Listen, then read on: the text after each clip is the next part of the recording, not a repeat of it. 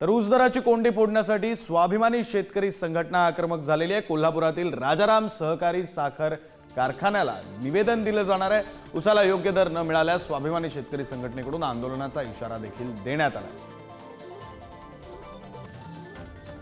बातम्या आपण पाहतोय, ऊसाला दर मिळावा यासाठी स्वाभिमानी शेतकरी संघटना आक्रमक झाली। ऊस दराची कोंडी फोडण्यासाठी म्हणून स्वाभिमानी शेतकरी संघटना आक्रमक झालेली आहे।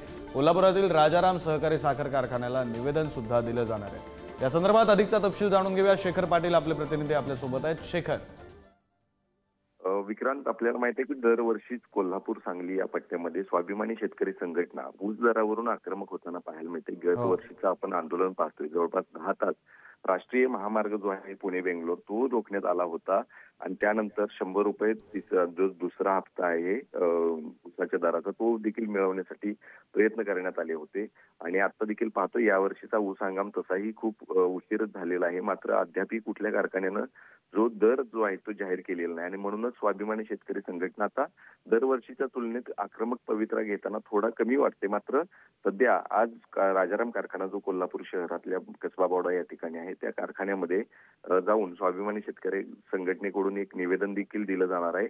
यावर्षी आपल्या घरामध्ये एक आमदारकी आली, एक खासदारकी देखील आहे, त्यामुळे आमच्या शेतकऱ्यांची इच्छा आहे तुमच्या कारखान्याकडूनच ऊस दराची यंदाची तर कोंडी जी आहे ती फुटावी आणि म्हणूनच त्यांना या संदर्भातलं निवेदन जे आहे ते दिले जाणार। त्यामुळे निश्चितच राजाराम कारखान्यापासून या वर्षीची ऊसाच्या दराची कोंडी जी आहे ती फुटणार का हे देखील पाहणं गरजेचं आहे। शिवाय आजचं आंदोलन जे आहे ते निवेदन अर्थात कशा पद्धतीचं देणार आणि त्यानंतर स्वाभिमानी शेतकरी संघटना काय भूमिका मांडणार आहे हे देखील पाहणं गरजेचं असणार आहे। विक्रांत, खरं शेखर, धन्यवाद तुम्ही दिलेल्या या सविस्तर माहितीसाठी।